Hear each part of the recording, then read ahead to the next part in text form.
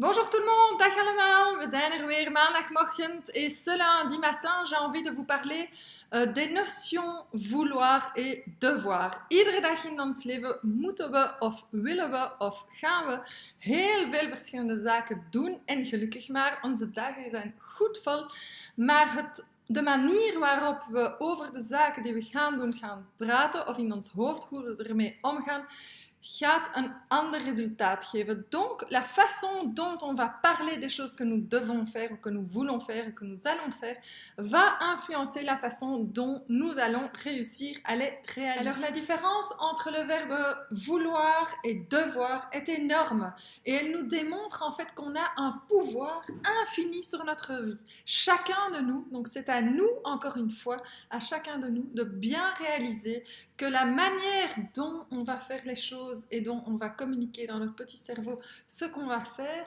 et l'intensité qu'on veut mettre quand on fait quelque chose, eh bien, va dépendre de notre façon, encore une fois, de communiquer. Communiquer, c'est vraiment important. In een onderneming ook. Als bijvoorbeeld een managementteam meer betrokkenheid en inzet wil van hun personeel, wel ja, dan moeten ze eerst beginnen met een heel goede communicatie te hebben naar hun personeel toe en de mensen erbij betrekken, zodat ze er willen voor werken. Alors, je donne un exemple très simple. Vous rentrez d'une journée de travail, vous êtes complètement fatigué et vous devez cuisiner. Et oui, vous devez cuisiner évidemment parce que nourrir est obligatoire et que vous avez des enfants et que vous avez un mari ou un conjoint ou un compagnon, peu importe, vous devez cuisiner. Donc dans le cas de la cuisine, c'est embêtant parce qu'on a toujours l'impression de devoir. Eh bien non, on ne doit pas. On peut choisir. Est-ce que vous n'avez pas envie de cuisiner?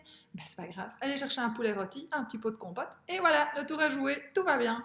Par contre, si vous avez envie de cuisiner et que ça va vous donner de l'énergie, ça va être créatif, finalement, c'est peut-être un moment très agréable aussi en cuisine avec justement les personnes qui vous entourent.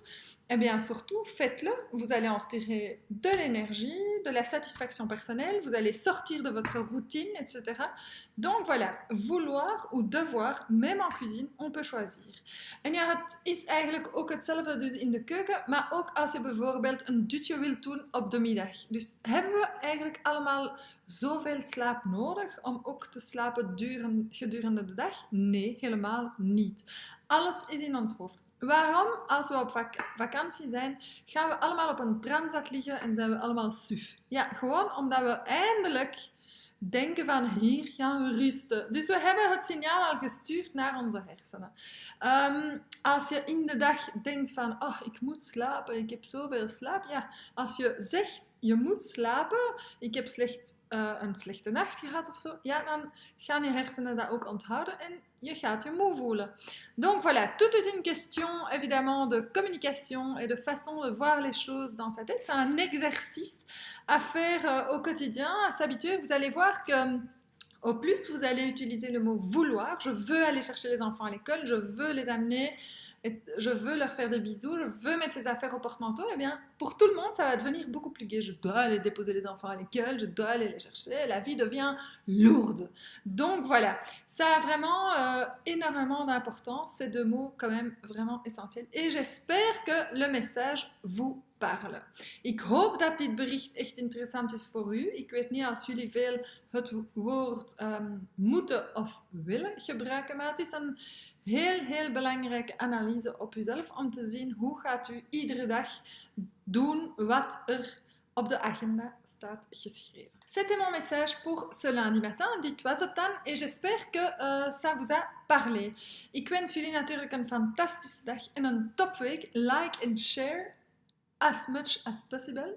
Ça me fait toujours plaisir évidemment de voir les gens qui likent et les gens qui partagent. C'est vraiment très gai de voir les évolutions.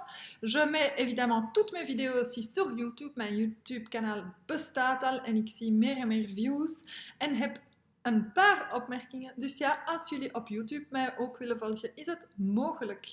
Voilà, eh bien, je donne des séances de coaching en entreprise et en privé. Donc si ça vous tente, n'hésitez pas. C'est très important d'avoir un objectif.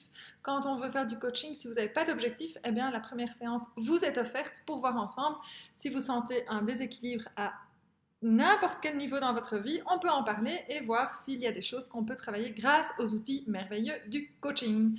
Dus voilà, als jullie coaching willen in een onderneming ofwel gewoon privé, kunnen we dit zeker bespreken. De eerste afspraak is altijd gratis en daar kunnen we dan zien hoe ik jullie op de beste manier kan helpen met welke doelstelling.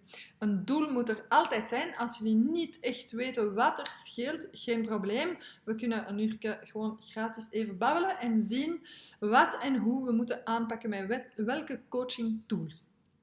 Voilà, like and share, like and share, like and share, and have a great Monday. Bye bye, salut, bonne journée, bonne semaine, à lundi prochain, tot maandag, dag.